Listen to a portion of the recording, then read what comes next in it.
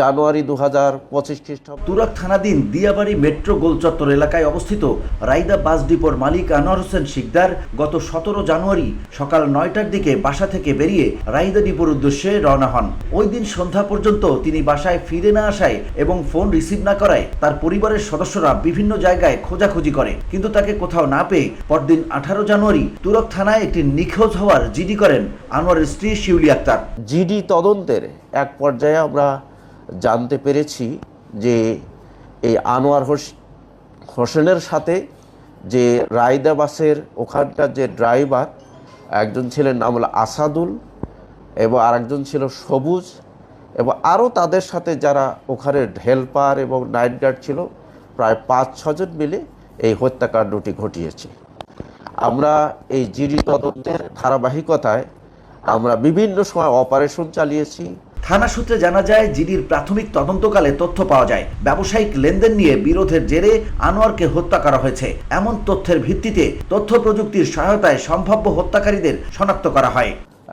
তুরাগের metro গোলচত্বর সংলগ্ন যে DESCO office রয়েছে, সেই ডেস্কো অফিসের পূর্ব পাশে রায়দা বাসের যে ডিপো, সেখানে তিনি হত্যা হয়েছে এবং তার এই হত্যাকাণ্ডে জড়িত ছিল সেখানকারই যে রায়দা বাসের ড্রাইভার, হেল্পার এবং ওখানকার যারা নাইট গার্ড ছিল।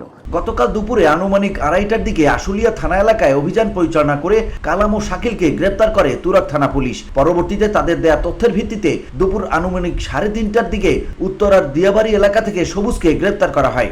এই হত্যাকাণ্ডে যারা জড়িত ছিল আসাদুলের সাথে ছিল আপনার সাজ্জাদ, তার সাথে ছিল সবুজ, তার সাথে ছিল আপনার শাকিল, তার সাথে ছিল আপনার কালাম এবং আসাদুলের একজন ভাগ্নের নাম, আমরা নামটা জানতে পারিনি।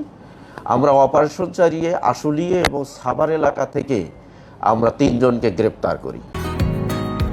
বসুন্ধরা, উত্তরা, বনশ্রী, কুড়িল ও বাড্ডা সহ রাজধানীর বিভিন্ন স্থানে অভিজাত ও অত্যাধুনিক মানের ফ্ল্যাট কেনার এক নির্ভরযোগ্য প্রতিষ্ঠান প্লেজেন্ট প্রপার্টিজ লিমিটেড। তাই আপনার স্বপ্নের আবাসনের জন্য আজই যোগাযোগ করুন। Pleasant properties limited, where destiny matches eventually. গ্রেপ্তারকৃতদের দেয়া তথ্যের ভিত্তিতে তুরাগ থানা পুলিশ দিয়াবাড়ি মেট্রো গোল চত্বরের ডেস্কো অফিসের পূর্ব পাশে রায়দা ডিপোর ভেতরের উত্তর পাশের টিনের বেড়া সংলগ্ন মাটির নিচ থেকে আনোয়ারের অর্ধগলিত মরদেহ উদ্ধার করা হয়।